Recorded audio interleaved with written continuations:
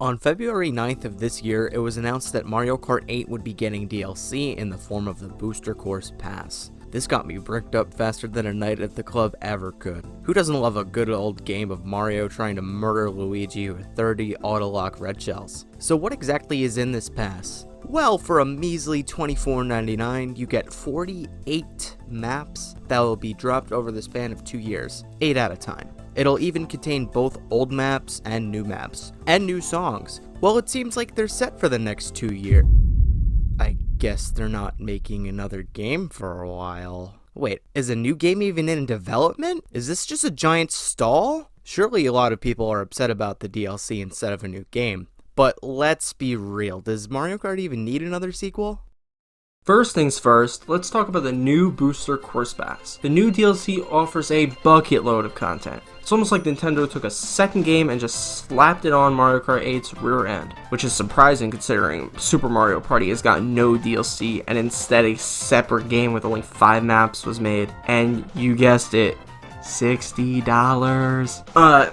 Anyways. This content is going to be dropping over the span of a long while, which is very smart on Nintendo's end. The game already feels great to play, and with more maps, Mario Kart 8 is going to be more replayable even after 8 years, 5 years on Nintendo Switch. When the next Mario Kart drops and it has less maps and variety than this game does, it is going to be a giant punch in the face of the fans. The current map selection is near perfection, and it really makes you wonder if Mario Kart 9 can even top it. For the next game, Nintendo is most likely going to rework or add some kind of gimmick to the new maps, otherwise it will be a Mario Kart 8 clone. You know how they added driving on walls and ceilings for Mario Kart 8?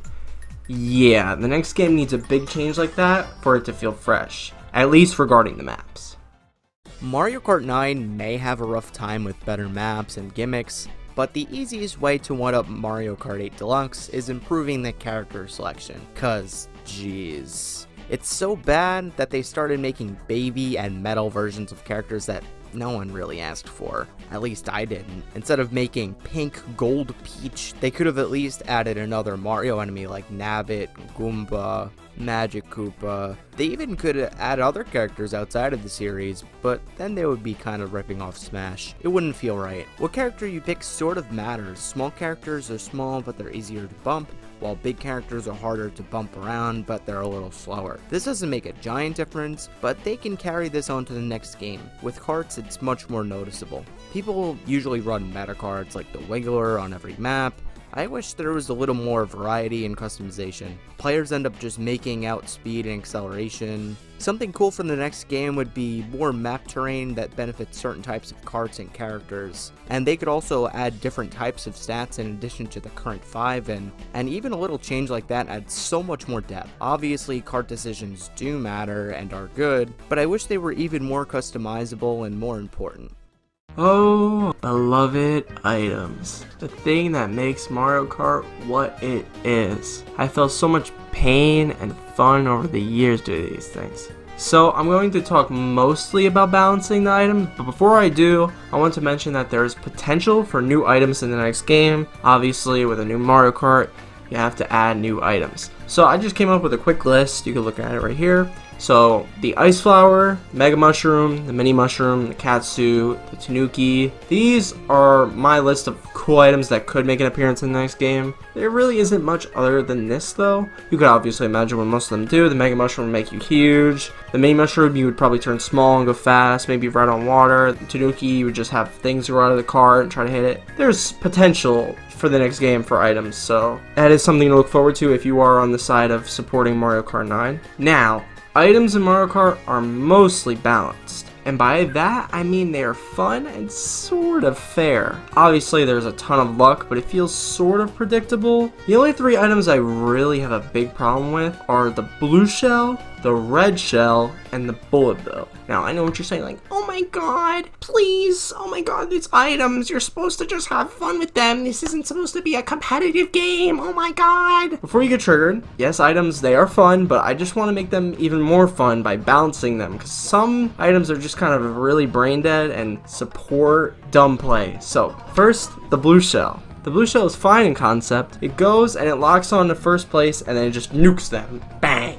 There was counterplay added to this in Mario Kart 8, which is the horn, and you could also mushroom through it if you time it right. The big issue is there's no limit to the blue shells. It is possible to get hit by 3 blue shells in a game. That is just ridiculous. It should only happen once per game. That's my only change. The game feels so frustrating when you're playing well and you're getting smoked for no reason. Make the blue shell rare. Make it once a game. Then it's perfectly fine. Next, the red shells. These things are more inflated than money is.